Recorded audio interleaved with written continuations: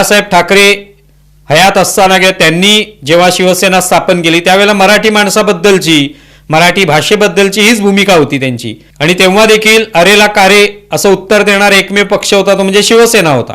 तीच भूमिका राज ठाकरे यांनी मनसे हा पक्ष स्थापन केला तेव्हा घेतलेली आहे. आणि त्यामुळे अशा पद्धतीच्या घटना घडताना दिसतात. पण ह्या ज्या घटना घडताना आपल्याला दिसतात त्या घटनांमध्ये एक त्या ठिकाणी जो मुद्दा आहे तो असा दिसतो की या ज्या कोणी अमराठी माणसाला मनसेचे कार्यकर्ते पकडतात आणि त्याला विचारतात की तुला मराठी भाषा कशी येत नाही, ते बोलत असताना अनेक वेळा मनसेचेच कार्यकर्ते हिंदीत बोलतात.